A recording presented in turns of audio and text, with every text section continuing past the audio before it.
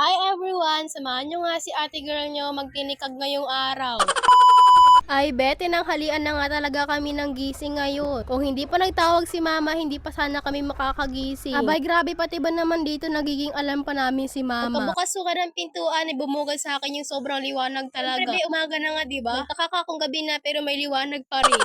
Grabe na pala yung sikat ng araw pero kami tulog pa rin pala. Akala mo naman puyat na puyat sa buhay. By the way, gising na nga kaming lahat dyan pero hindi pa sila nagbaranguna. Bali, ako pa nga lang yung bumangon dyan kasi nga hindi ko na rin talaga kaya matulog ulit. Gigising pa nga sana ako ng madaling araw kaso nga tinamad nga talaga ako. Manonood nga kasi sana ako ng k-drama kaso inantok na nga talaga ako.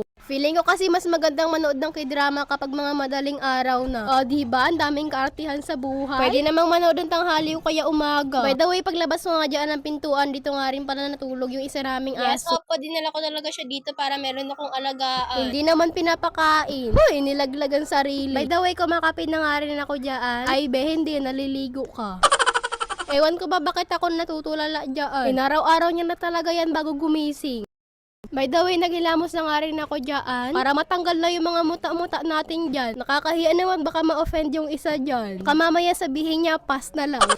Nagrampa-rampa pa talaga yan siya. By the way, nagpadala nga rin si mama ngayon ng ulam. And ang padala niya nga sa amin, karne tsaka talo. Balik kukuha nga lang yan nila Joshua tsaka ni Kuya sa Pierre. Iluluto na nga siya maya-maya pero binidyohan ko nga muna. Sila atin na nga rin pala ang magluluto neto. Sakto nga rin yung padala nila mama dahil nga wala rin kaming maisip na uulamin ngayon. Bali, ang iluluto nga lang namin ngayon yung karneng baboy nga lang muna. Tapos yung talong naman ay kinabukasan na nga lang. Dahil baka wala na kaming maisip na uulamin kinabukasan kung iluluto namin ngayon.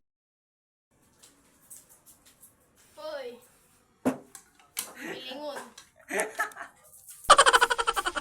Ayan, kung nakikita nyo nga nagpakitang gilas na naman yung isa. Kala mo naman talaga. Sabi niya nga araw kasi, isali ko nga araw sa vlog ko. Umalis lang ako saglit, siya na yung pumali. Inuhugasan ko nga pala dyan yung kaldero na gagamitin nga sa pagluto. Inom na nga rin sana ako ng vitamins kaso nga tumutulo-tulo talaga yung ano ko. Yung ano tumutulo nga kasi yung sipon ko kaya ayan, pinipilit ko lang talaga siyang ibalik ulit. Kasi hindi ko makita yung pamunas ko. Tinitingnan ko nga lang dyan kung okay pa o kaya hindi pa siya expired. Kasi nga sobrang tagal na talaga nito sa boarding house at hindi ko pa nga siya nagagamit. Konti pa nga lang nababawas ko dyan. Kasi as in sobrang dami pa talagang laman. Pero ito-try ko pa rin siya kasi nga hindi pa nga rin pala expired. 2026 pa nga siya may expired at 2025 pa lang ngayon be. Kasi yung tao na sobrang tamad talaga uminom ng gamot. Minsan hinahayaan ko na lang yung mawala. Marami nga pinabaon sa akin sila mama na gamot para nga daw, syempre alam nyo na, para lumakas-lakas naman tayo ng kaunti. Bali, dalawa nga yung binili nila mama na ganito. Actually, tatlo nga yan pero yung isa kay papa nga. Bali, pinabaon niya na lang sa amin to yung dalawa na to. Diba? Ang daming iniinom talaga ng babaeng to. Bali, 4 na beses nga akong uminom nito. Yung tatlo is nakaraan pa and isa ngayon. Konti nga lang din yung iniinom